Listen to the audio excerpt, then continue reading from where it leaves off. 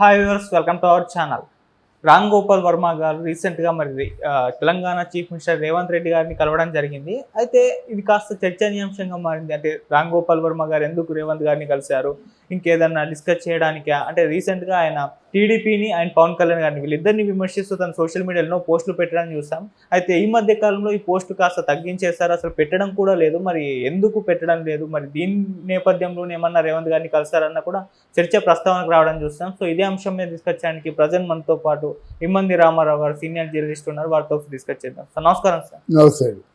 Sir, Ram Gopal Varma గారు and Revanth Reddy గారితో కలవడం చూసాం కదా, దీని పర్పస్ ఏమై ఉంటుంది సార్? పర్పస్ ఏమైందండి, ఆయన చాలాసార్లు చెప్పుకున్నాను. నేను చాలా అంటే ఓపెన్గా చాలా తిట్టాను ఆయన్ని. ఆయన తాలూకు ప్రవర్తన కానీ ఆయన తాలూకు పద్ధతులు కానీ నచ్చక ఎంతోమంది తల్లిదండ్రులు కడుపులు మండిపోతున్నాయండి. ఈయనవడండి వాడు ఇష్టం వచ్చినట్టుగా వాడి ఇష్టాన్ని ఇతరుల మీద రుద్దవలసిన అవసరం లేదు కదా. వాడు డెన్న పెట్టుకుని డెన్లో పుల్లాగో నక్కలాగా ఉండమని చెప్పండి. ప్రజలు ఎందుకు పాడు చేయడు? డెన్న పెట్టుకుంటా కరెక్టే. నీ డెన్కి నువ్వు పెద్ద పులి, లేకపోతే నీ డెన్కి నువ్వు గుంటనాక నీ ప్రభావం సమాజం మీద పడకూడదు కదా. ఎంతకాలం ఏం చేసావు? అటు పవన్ కళ్యాణ్ని అనరాని మాట్లాడినావు, పైగా పవన్ కళ్యాణ్ అంటే నాకు ప్రయాణం చేతులు అన్నావు. నీ తాలూకు మొండి మాటలు, నీ తాలూకు మాయ మాటలు ఎవడు తెలీదు. ఇప్పుడు అంత వచ్చి తంతారని ఇక్కడ హైదరాబాద్లో నీకు దిక్కు లేదని ఒక రక్షణ కోసం వెళ్తున్నావు. రేవంత్ రెడ్డి మీద ట్రోల్స్ పెట్టు. అలాగే నీ సోదరి శ్రీరెడ్డి కూడా ఈసారి మాట్లాడమని చెప్పండి. నీ సోదరి ఎందుకంటానంటే అక్కడ పవన్ కళ్యాణ్ నీ తిట్టరాని తిట్లు ఎవరైనా తిట్టారంటే నువ్వు, నీ పక్కన ఆవిడ శ్రీరెడ్డి గారు. ఎందుకంత కక్ష మీకు?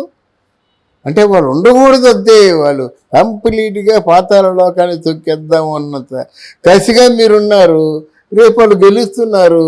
ఈ మధ్య మీరు ట్రోలింగ్ తగ్గించేశారు. మీకు ప్రాణభయం పట్టుకుంది. మాటలు చెప్తారు కానీ మీరు చెప్పే మాటలు వేరు, మీ ఆచరించే తీరు వేరు, ఎవరు తెలీదు.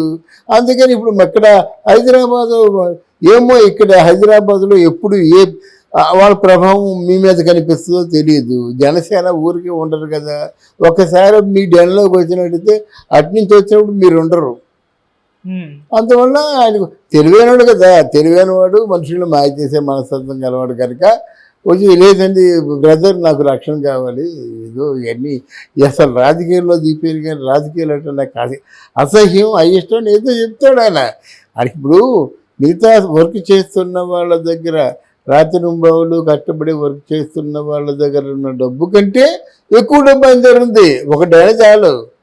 అంటే వందల కోట్లలో మొత్తానికి ఏ విధంగా ముట్టింది, ఎలా ముట్టిందో అందరికీ తెలుసు. ఇప్పుడు తనను తాను రక్షించుకోవడం చేసే ప్రయత్నం, దానికోసం చేసే ప్రయత్నమే రేవంత్ రెడ్డి. అది రేవంత్ రెడ్డి అంటే రేవంత్ రెడ్డికి కూడా ఏదో మట్లాంటి రాజకీయంగా కుట్రలు కుతంత్రాలు ముందు అవసరం. అవి బాహాటంగా సిగ్గు లేకుండా, అంటే ఏమిటి, కేవలం డబ్బు పడేస్తే చేసే ఏ పనిని చేసేటువంటి మానసిక వ్యభిచారం చేసే వర్మ తప్పకుండా ఉపయోగపడుతారని ఆయన దగ్గర తీసుకోవచ్చు. అంతే. ఇందులో ఏమి విశేషం ఏమి లేదు. ఆయన చేసిందని భయపడి ఈయన కాలు పడుకోవడం.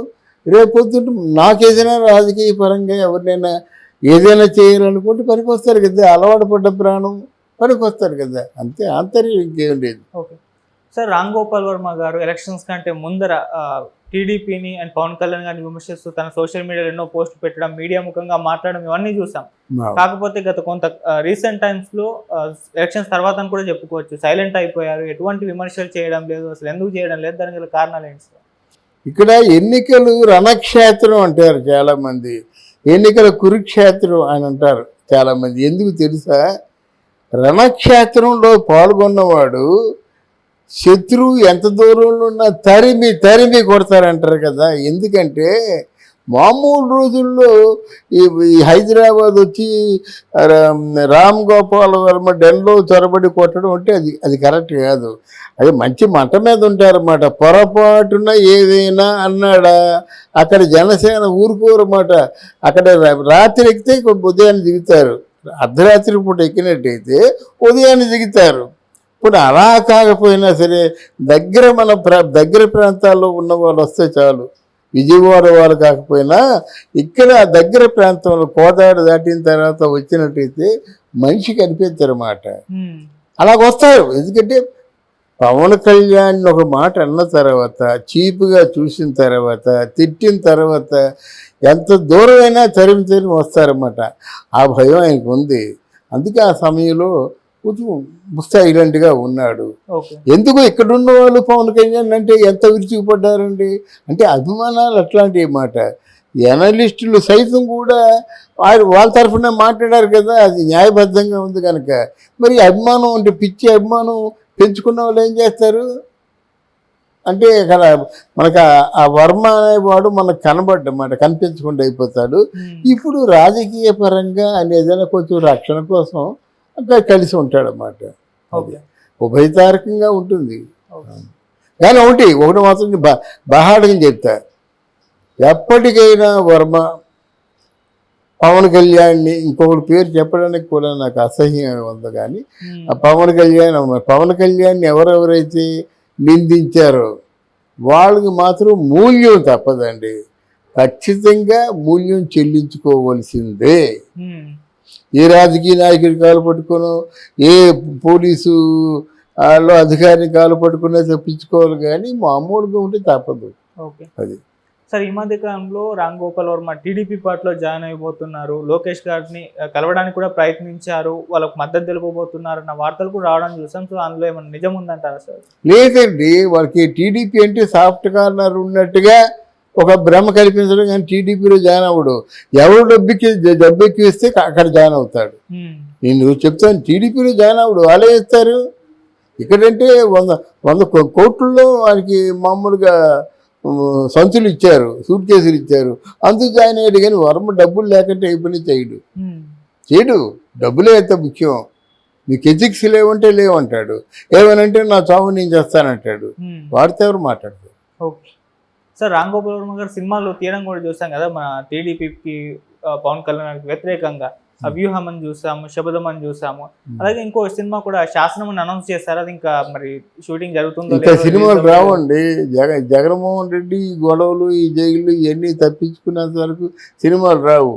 మళ్ళీ 3 సంవత్సరాలు పోయిన తర్వాత ఎవరు వస్తారో చెప్పలేము. జగన్మోహన్ రెడ్డి రాజకీయాలు ఒకటే కాదు కదా, ఆయనకి పనిష్మెంట్ ఏంటంటే అక్కడ అన్ని కేసులు ఉన్నాయి. మనీ లాండరింగ్ కేసు ఉంది, చాలా కేసులు ఉన్నాయి. అవన్నీ పూర్తిగా ఇటు మర్డర్ కేసు ఒకటి ఉంది అవినాష్ రెడ్డి మీద. ఇవన్నీ అయిన తర్వాత మళ్ళీ నా దృష్టిలో రాజకీయాల్లో చాలా దారుణమైన పరిస్థితులు జగన్మోహన్ రెడ్డికి ఉంటాయి. ఈ కేసులలో ఆయనకి ఇంకెవరు సహకరించరు. కేంద్రం అంతకుముందు వెన్నుదన్నుగా ఉంది కాబట్టి సరిపోయింది. కానీ ఇప్పుడు కేంద్రం ఉండదు. ఎందుకంటే కేంద్రం ఇట్లాంటి వాడికి కుట్రలు కుతంత్రాలు ప్రజల్ని పీడించే వాడికి సపోర్ట్ చేస్తే వాళ్ళు ఉనికిని కూడా కోల్పోతారు. ఎవరు? బీజేపీ పార్టీ కూడా. ఇట్లాంటి ఏంటి ఎందుకన్నా సపోర్ట్ చేస్తుందని ఎంతమంది అనుకున్నారు? వాళ్ళు తెలీదా? మోదీ తెలీదా? చిన్న స్థితి నుంచి ఆ స్థితికి వచ్చిన మోదీ తెలీదు, అందుకు వదిలేసుకున్నారు. అయితే కేసీఆర్ కూతురిని ఇంతకాలం అరెస్ట్ చేసి తిహార్ జైల్లో ఉంచుతారా? ముందు ఎలాగైతే సున్నితంగా చూస్తారో అలా చూస్తే అలా ఉంచారు కదా. అప్పుడు రేపు పొద్దున్న జగన్మోహన్ రెడ్డి పని కూడా అంతే. తర్వాత ఏదైనా నీకున్న 1000 కోట్లతో, నీకున్న లక్షల కోట్లతో ఏమైనా కొంటే కొనవచ్చు. అదంతా భ్రమ. అంటే నేను భారత రాజ్యాంగంలో ఉన్న చట్టం అంత చీప్గా అమ్ముడుపోతుందని నేను అనుకోవటం లేదు. Okay sir, thank you so much. Thank you అమ్మా, థ్యాంక్ యూ వెరీ మచ్.